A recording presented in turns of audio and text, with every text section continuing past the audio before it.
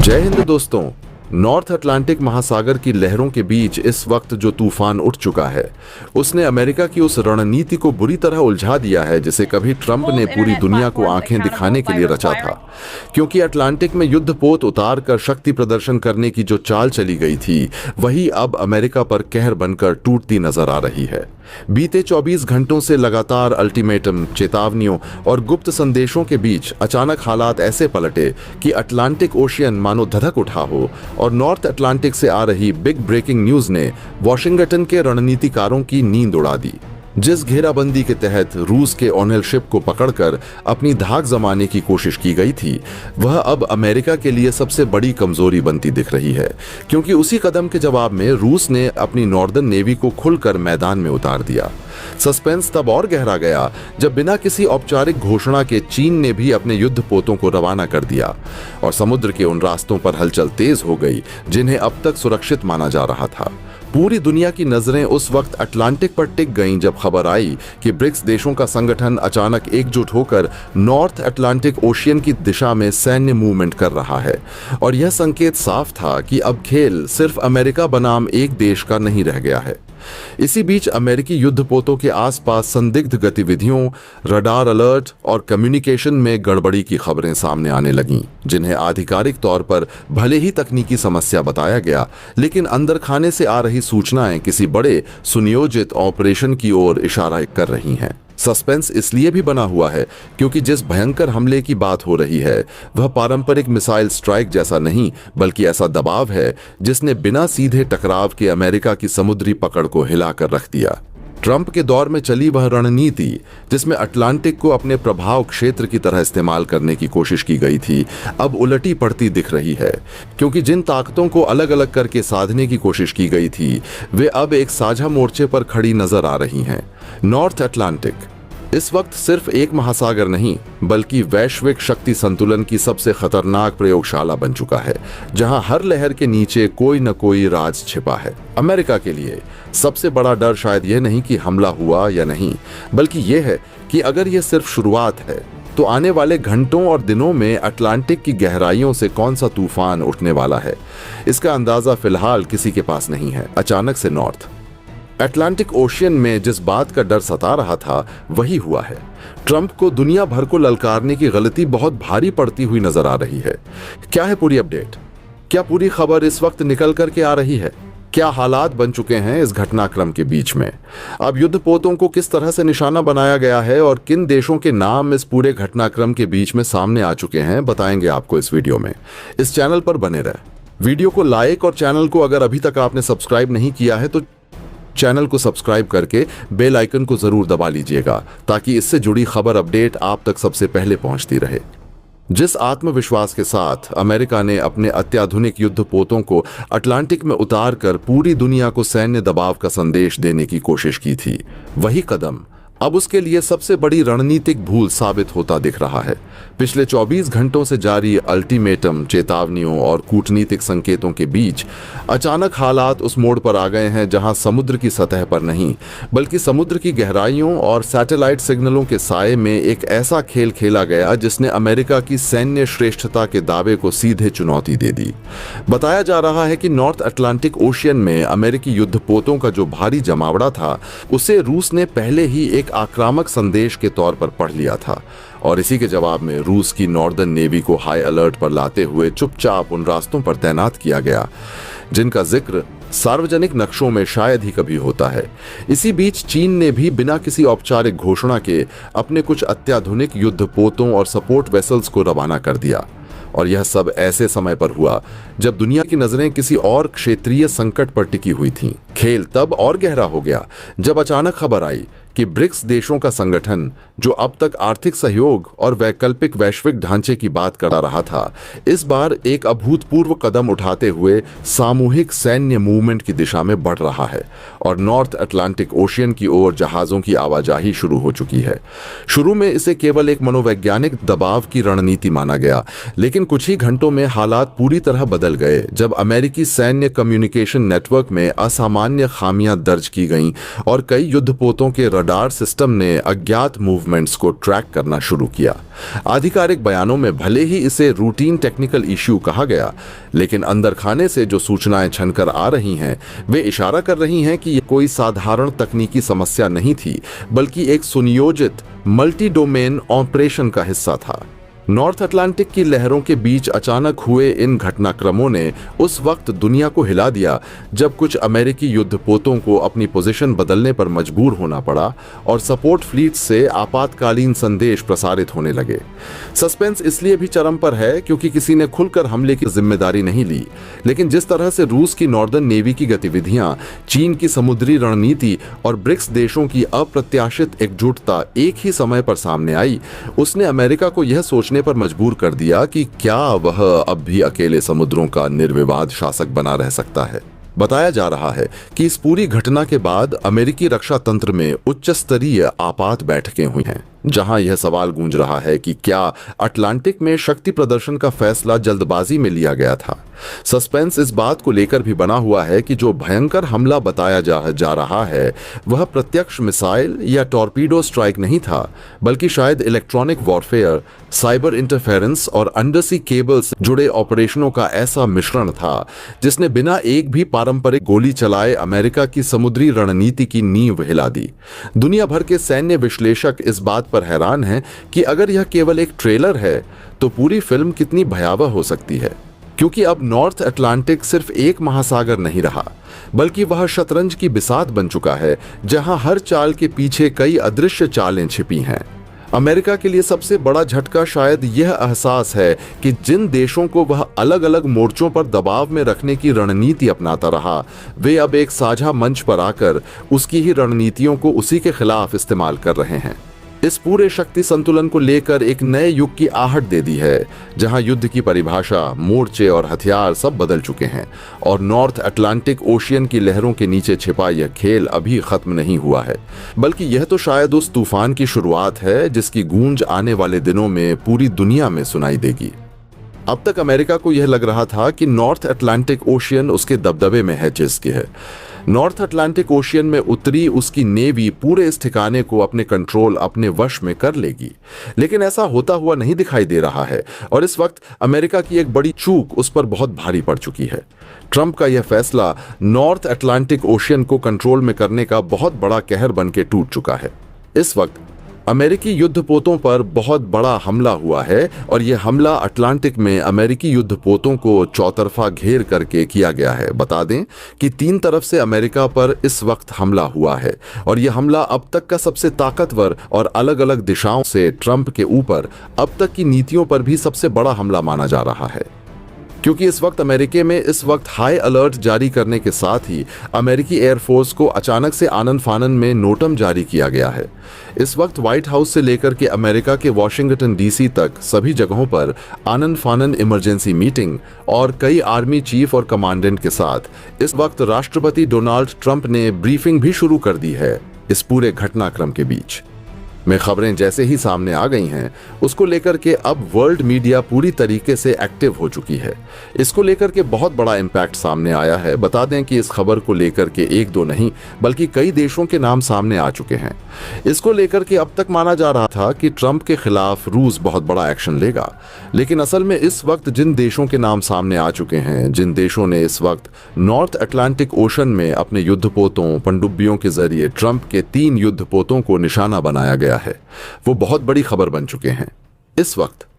चौतरफा इस वक्त शांत रहने वाला अटलांटिक पूरी तरीके से धधक उठा है। इस वक्त जो अब तक व्यापारिक रूट थे, सभी को आनन फानन में ब्लॉक करते हुए यहां पर इस जगह पर पूरी तरीके से हाई अलर्ट जारी कर दिया गया है।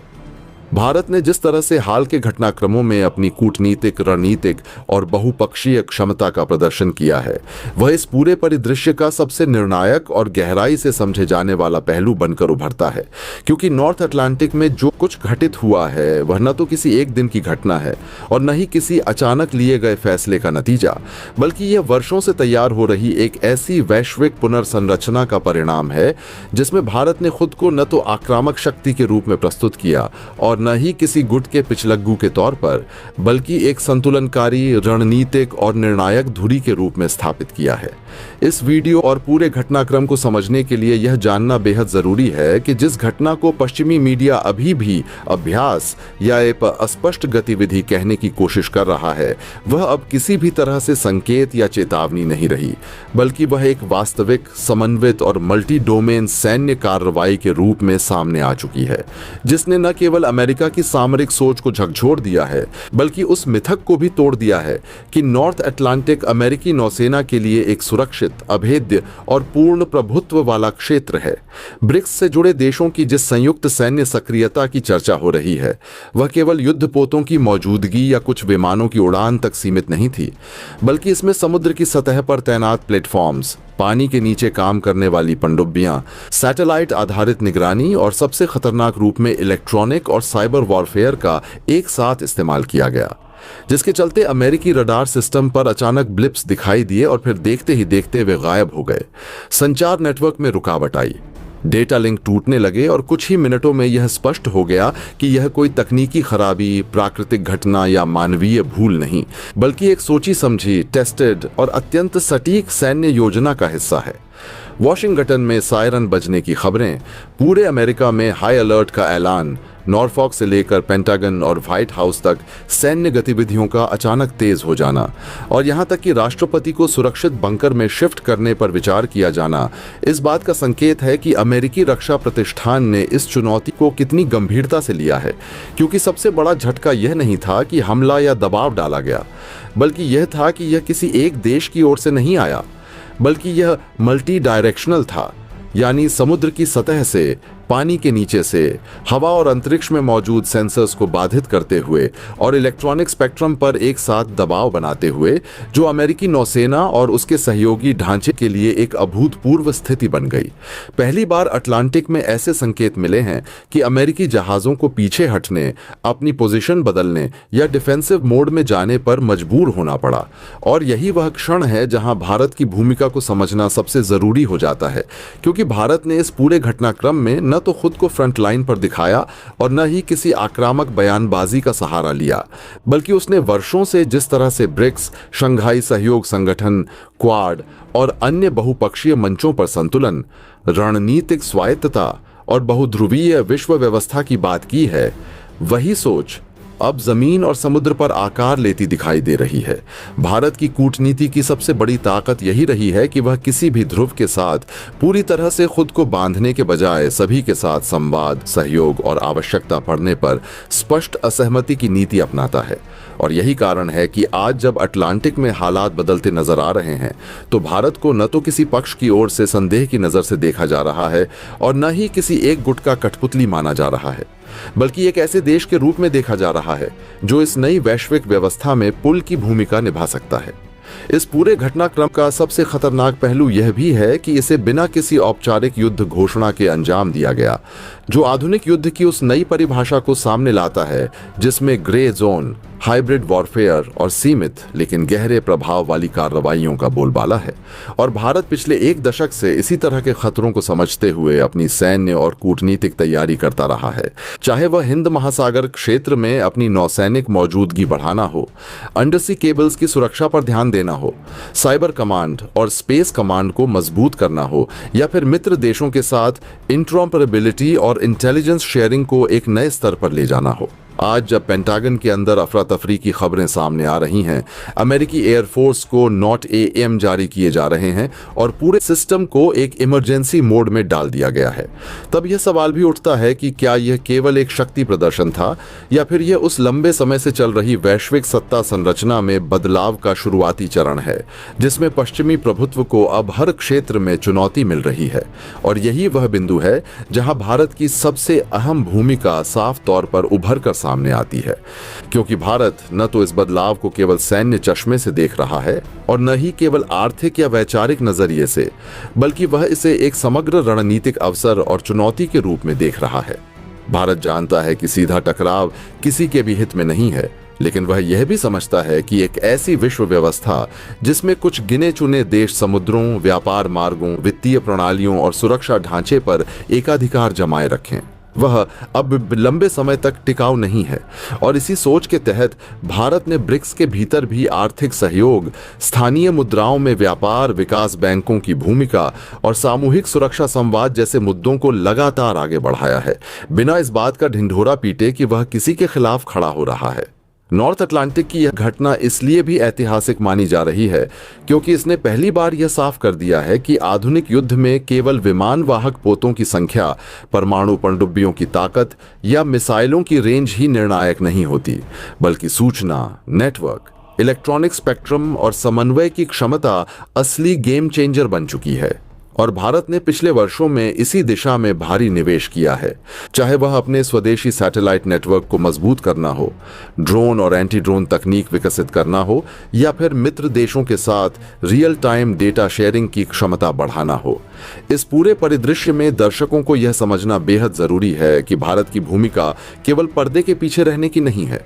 बल्कि वह एक ऐसे शांत लेकिन ठोस केंद्र के रूप में उभर रही है जिसके बिना किसी भी नई वैश्विक व्यवस्था की कल्पना अधूरी है। और यही कारण है कि आज दुनिया की बड़ी ताकतें, चाहे वे खुलकर स्वीकार करें या नहीं, भारत की प्रतिक्रिया, उसके संकेतों और उसकी कूटनीतिक चालों पर बारीकी से नजर रखे हुए हैं। नॉर्थ अटलांटिक में जो कुछ हुआ है उसने यह साफ कर दिया है कि आने वाला समय केवल सैन्य शक्ति के प्रदर्शन का नहीं, बल्कि धैर्य, रणनीतिक समझ और बहुपक्षीय संतुलन का होगा। और भारत ने जिस तरह से अब तक इस संतुलन को साधा है, वही उसकी सबसे बड़ी ताकत है, क्योंकि उसने बिना किसी उकसावे, बिना किसी शोर शराबे और बिना किसी जल्दबाजी के यह दिखा दिया है कि वैश्विक राजनीति में सबसे प्रभावी भूमिका हमेशा वही नहीं निभाता जो सबसे ज्यादा शोर मचाता है, बल्कि वही निभाता है जो सही समय पर, सही जगह पर और सही तरीके से अपनी उपस्थिति दर्ज कराता है। और आज की इस बदलती हुई दुनिया में भारत ठीक उसी भूमिका में खुद को स्थापित करता हुआ दिखाई दे रहा। अमेरिकी नौसेना के कुछ सिस्टम ने अचानक काम करना बंद किया, सैटेलाइट लिंक में रुकावट आई। यह साफ था कि सिर्फ हथियारों की ताकत नहीं, बल्कि तकनीकी रणनीति का मिलाजुला यह अटैक था। और बल्कि रणनीतिक मिलाजुला अटैक के साथ ही ब्रिक्स से जुड़े देशों ने यह दिखा दिया कि वह सिर्फ आर्थिक समूह नहीं, बल्कि सामूहिक सैन्य जवाब देने की क्षमता भी एक साथ दिखा सकते हैं।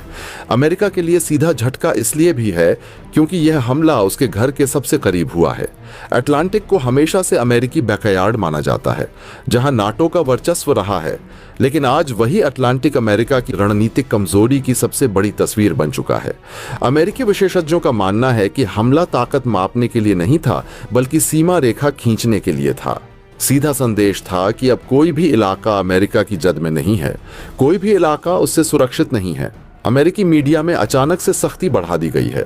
कई सूचनाओं के आवागमन पर रोक लग गई है, लेकिन जो बाहर आ रहा है वह डर पैदा करने के लिए बेहद काफी है। अमेरिकी नौसेना के कुछ जहाजों को बड़ा नुकसान हुआ है, कितने जहाजों को यह बताया नहीं गया है। नुकसान कम दिखाने की कोशिश भी जारी है, लेकिन बाजारों ने सच्चाई पहले ही देख ली है। इस वक्त पूरे दबाव की ओर तेल की कीमतों में भारी उछाल शुरू हो चुका है। यह सिर्फ सैन्य हमला नहीं, बल्कि सिस्टम पर बहुत बड़ा अटैक था। और ब्रिक्स से जुड़े देशों की चुप्पी भी उतनी ही खतरनाक है जितना हमला।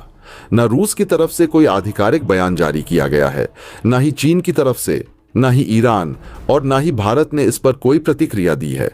इस चुप्पी के बाद अमेरिका को सबसे ज्यादा परेशान कर रहा है, क्योंकि सब जवाब शब्दों में नहीं आते, वह रणनीति में छुपे होते हैं। दोस्तों, आपकी क्या राय है? कमेंट बॉक्स में जरूर से बताएं और साथ ही चैनल को सब्सक्राइब करना ना भूलें। आपके एक सब्सक्राइब से हमारी